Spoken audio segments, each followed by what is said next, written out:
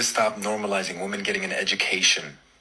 Education is literally ruining our sisters. Most of them don't even know how to run a household. Most of them aren't marriage material.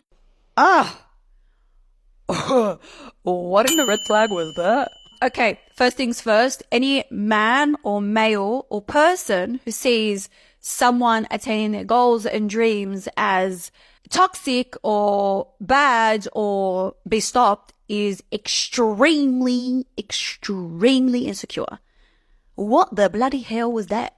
Men who find women attaining their goals and working as an intimidation are weak men. Women are encouraged in Islam to study. Khadija radiallahu anha was one of the best businesswomen we can ever come across, right? Where did you get this facade, this misogynistic idea or ideology that we need to stop women from getting an education? What happens if this woman becomes a widow with 3 children or 4 children, or even 1? What happens to her then? I mean, this day and age, yeah, it's great to think, okay, well, the responsibility financially then falls upon the brothers and the uncles and the father. But let's be honest here, it's not realistic. It doesn't really work right now because the cost of living is so high.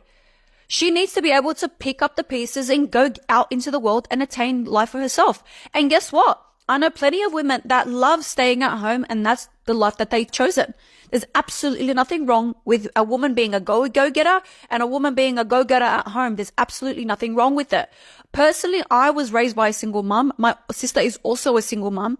I have a very high work ethic. From the very get-go, my mum's like, I don't care what you do. I don't care what you want to do. You need to finish your studies, because if your husband was to break his back, if your husband was to decide to not support you in any way, or he would have lost his job, or you became a widow, you can pick up the pieces, okay, with a couple of tears, but you were to pick up the pieces and continue on. I've always had a strong work ethic, and that is encouraged by my mum. She was a single mum. She worked 16 to 18 hour days. She was a go-getter. She was the definition of a go-getter. Okay. Yes, my mum struggles with mental health right now, but my mum was a go-getter. She did whatever she could to put a roof over our heads. And I will continue to fight tooth and nail for women to have the same right and understand their rights in Islam. There's absolutely nothing wrong with a woman staying at home. And guess what? If I want to stay at home, that's fine with me. And if a woman wants to go out and be amongst the world who wants to study and work, that is also her right. So men who see this idea as, it's a bad thing are extremely toxic. It is the biggest red flag I've ever seen. The moment a man says you cannot work, run the other way. Just run. Not because you're the issue, it's because he feels inferior if a woman has money.